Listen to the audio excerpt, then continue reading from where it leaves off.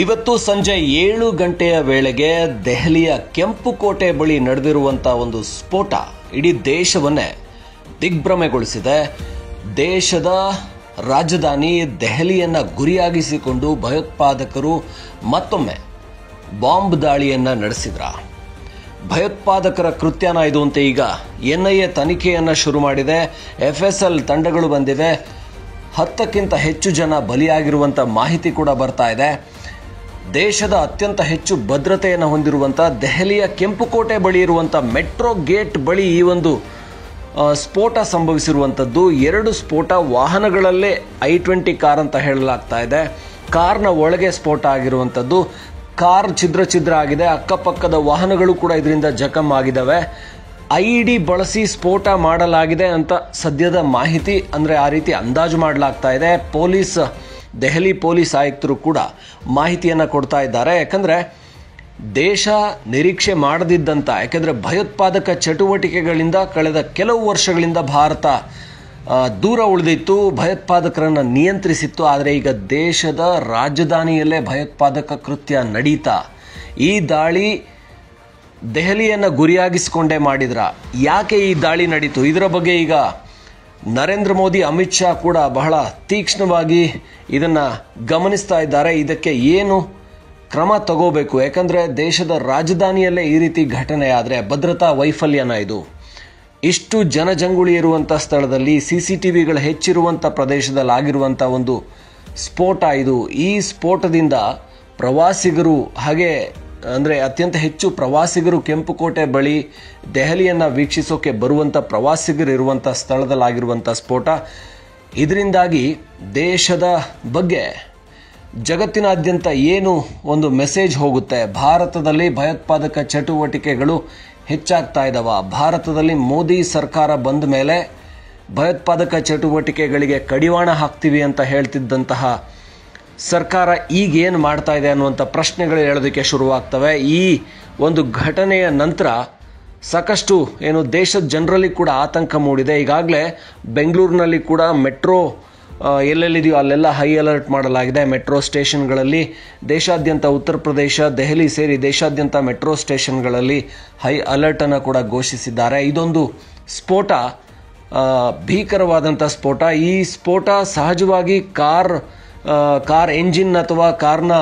ಯಾವುದಾದ್ರೂ EV ಅಥವಾ ಬೇರೆ ಯಾವುದಾದ್ರೂ ಗ್ಯಾಸ್ ಸ್ಫೋಟದಿಂದ ಆಗಿರುವ ಸಾಧ್ಯತೆ ಕಡಿಮೆ ಅಂತ ಹೇಳಲಾಗ್ತಾ ಇದೆ. ಅತ್ಯಂತ ದೊಡ್ಡ ಮಟ್ಟದಲ್ಲಿ ಸ್ಫೋಟ ಆಗಿರೋದ್ರಿಂದ ಇದನ್ನು IED ಇಲ್ಲ RDX ಅನ್ನು ಬಳಸಿ ಸ್ಫೋಟ ಮಾಡಿರ್ಬೋದಾ.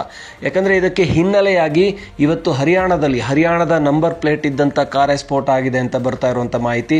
ಹರಿಯಾಣದಲ್ಲಿ ಒಂದಷ್ಟು ಸ್ಫೋಟಕಗಳನ್ನು ಪೊಲೀಸರು ವಶಪಡಿಸಿಕೊಂಡಿದ್ದು ಕೂಡ ಸುದ್ದಿಯಾಗಿತ್ತು.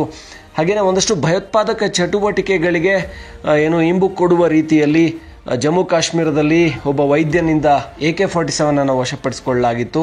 ಹಾಗೆ ಒಂದಷ್ಟು ಭಯೋತ್ಪಾದಕ ಚಟುವಟಿಕೆಗಳಿಗೆ ಬೇರೆ ಬೇರೆ ಕಡೆ ತಯಾರಾಗ್ತಾ ಇರೋ ಬಗ್ಗೆ ಮುನ್ಸೂಚನೆಗಳು ಕೂಡ ಸಿಕ್ಕ ಹಾಗಿತ್ತು. ಬಹಳಷ್ಟು ದಾಳಿಗಳನ್ನು NIA ಸೇರಿದಂತೆ ಭಾರತದ ಸೇನೆಯ ಪೊಲೀಸರು ಹಾಗೆ ಸೇನೆ ಮಾಡ್ತಾ ಇತ್ತು. ಈ ನಡುವಲ್ಲೇ ಈ ರೀತಿಯ ಸ್ಫೋಟ ಆಗಿರುವಂಥದ್ದು. ಇದರ ಹಿಂದಿರುವಂಥ ಶಕ್ತಿಗಳು ಯಾರ ಕೈವಾಡ ಇದೆ, ಯಾರು ಈ ಕೆಲಸವನ್ನು ಮಾಡಿದ್ದಾರೆ ಅನ್ನೋದು ತನಿಖೆಯಿಂದ ಬಯಲಾಗಬೇಕಿದೆ. ಆದರೆ ದೇಶದ ಜನರಲ್ಲಿ ಒಂದು ಆತಂಕವನ್ನಂತೂ ಮೂಡಿಸಿದೆ. ದೆಹಲಿಯಲ್ಲಿ, ಅದು ಕೆಂಪುಕೋಟೆಯಲ್ಲಿ, ದೆಹಲಿಯ ಹೃದಯ ಭಾಗದಲ್ಲಾಗಿರುವಂಥ ಬ್ಲಾಸ್ಟ್ ಮೆಟ್ರೋ ಸ್ಟೇಷನ್ ಪಕ್ಕದಲ್ಲೇ ಇದರ ಬಗ್ಗೆ ದೇಶದ ಜನ ಆತಂಕಗೊಂಡಿದ್ದಾರೆ. ಆದರೆ ಇದು ನಿಜವಾಗಿಯೂ ಭಯೋತ್ಪಾದಕ ಕೃತ್ಯನ, ಇದು IED ಅಥವಾ RDX ರೀತಿ ಸ್ಫೋಟಕಗಳನ್ನು ಬಳಸಿ ಮಾಡಿದ್ದ, ಅಥವಾ ಯಾವ ರೀತಿ ಸ್ಫೋಟ ಆಗಿದ್ದು ಅನ್ನೋದು FSL ವರದಿಯ ನಂತರ, NIA ತನಿಖೆಯ ನಂತರ ಬಯಲಾಗಬೇಕಿದೆ. कुछ बताया जा रहा है कि किस तरीके का ब्लास्ट था? नहीं, अभी तक तो हमें ऐसी कोई न्यूज़ नहीं मिली है, और अभी कुछ ऐसा नहीं है हर जगह अलग न्यूज़ पे या फिर कहीं भी अलग अलग बातें हो रही है. ये तो अभी कुछ टाइम बाद ही पता चल पाएगा, बट एटलीस्ट अभी के लिए हमें पता है कि ये काफ़ी बड़ा डिजास्टर है. इंजरीज है वो किस तरीके की हैं? फायर ब्लास्ट जैसी इंजरीज हैं? यस, फायर ब्लास्ट जैसी इंजरीज है. और बॉडी के पार्ट्स भी अलग हुए पड़े हैं कुछ पेशेंट्स के. और is it seems like bomb blast? I think yes, but we are not sure yet. Okay, thank you so much. No problem. तो आप सुन रहे थे पंकज, बॉम्ब ब्लास्ट जैसा कुछ हो सकता है, but doctor was not sure about it.